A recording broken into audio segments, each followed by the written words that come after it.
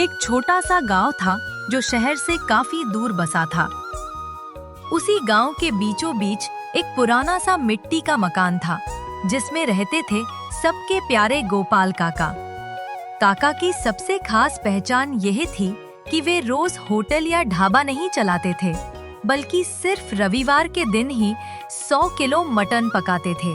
साथ में गर्मा गर्म चावल और कुरकुरा पापड़ भी परोसा जाता था।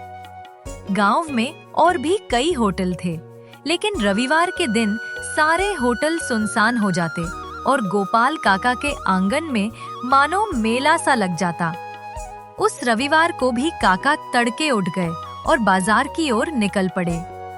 बाजार के कसाई भोलू ने हंसते हुए कहा, काका, आज फिर 100 किलो मटन ले जा रहे हो? लगता है पूरे गांव का पेट तुम्हें ही भरना है। अरे भैया, रविवार का दिन है और रविवार मतलब गोपाल काका का मटन। आज सबका पेट भी भरेगा और मन भी। वे भारी भरकम मटन उठाकर धीरे धीरे घर पहुँचे। दरवाजे पर उनकी पत्नी सावित्री ताकी खड़ी थी। सुनते हो, इतना सारा मटन अकेले ढोते हो, थकान नहीं होती क्या? क्यों ना हम गांव में ही एक होटल खोल लें? अरे भगवान, ये कैसी बात कर रही हो? अगर होटल खोलेंगे तो रोज बनाना पड़ेगा, रोज बनाएंगे तो लोगों को वही स्वाद कहाँ मिलेगा? अभी तो लोग हफ्ते भर इंतजार करते हैं, तभी उनका प्यार और स्वाद दोनों बरकरार रहता है। पर मुझे तो लगता है कि तुम्हारे हाथ का स्वाद कभी कम नहीं होगा। बस यही राज तो मैं किसी को नहीं बता सकता। ये स्वाद रविवार का ही है और रविवार का ही रहेगा। काका ने बड़ा सा लोहे का बर्तन रखा और नीचे लकड़ी का चूल्हा जला दिया। सबसे पहले उन्होंने खड़े मसाले, दालचीनी, लौंग, काली मिर्च, जीरा सिलबट्टे पर पीसे और फिर उसमें अपना गुप्त मसाला डाला। खुशबू पूरे आंगन में फैल गई। करीब 2 घंटे तक मटन धीमी आंच पर पकता रहा। उधर दूसरी ओर बड़े भगोने में चावल उबल रहे थे और सावित्री काकी कड़क पापड़ तल रही थीं। अरे, ये खुशबू तो मोहल्ले के कोने कोने तक पहुंच गई है। देखना, 12 बजते ही लोग उमड़ पड़ेंगे। जैसे ही घड़ी एमा 12 बजे, लोग आने लगे। कोई परिवार पूरा आ गया, कोई साइकिल से भागा आया। बच्चे बोले, काका जल्दी दो, भूख लगी है। पहला निवाला खाते ही सब बोल उठे, वाह काका, ये तो कमाल है। आप रोज क्यों नहीं बनाते? अगर रोज मिलेगा तो यह स्वाद खास कहाँ रहेगा। याद रखो, यह मटन सिर्फ रविवार को ही मिलेगा।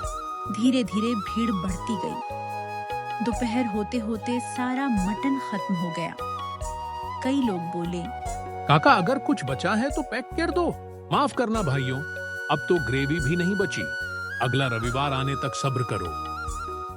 ठीक है काका, फिर मिलेंगे अगले रविवार। रात को जब सन्नाटा छा गया तो काका और काकी घाट पर बैठे बातें करने लगे।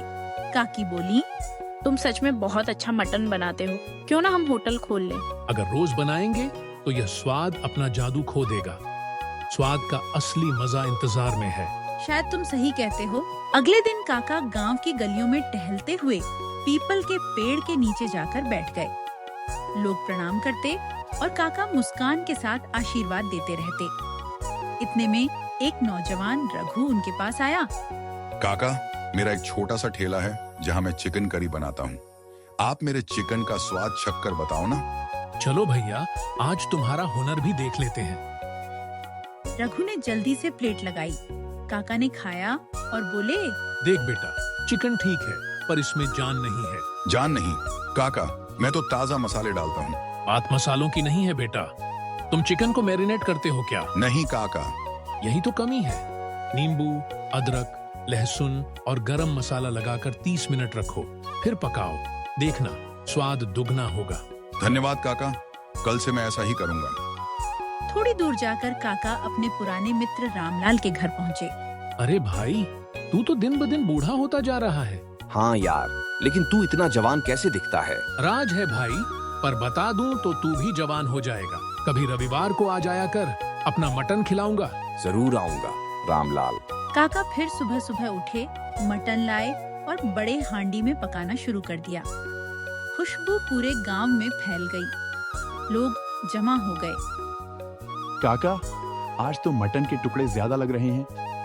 हाँ, आज तो 2-2 नली वाले पीस हैं। आज की तारीख को मैंने पहली बार रविवार का मटन बनाना शुरू किया था।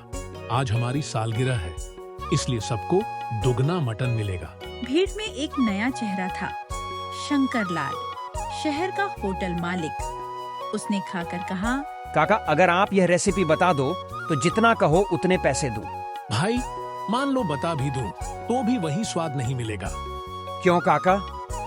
क्योंकि ये मटन लकड़ी के चूल्हे की धीमी आंच पर पकता है, तुम्हारे गैस चूल्हे में नहीं। पैसों से स्वाद नहीं बिकता शंकरलाल। अगर कभी राज बताना होगा तो अपने गांव वालों को बताऊंगा, तुम्हें नहीं। गांव वाले बोले, वाह काका, आप तो सच में गांव की शान हो। बस भाइयों, यही प्यार मेरी असली कमाई है।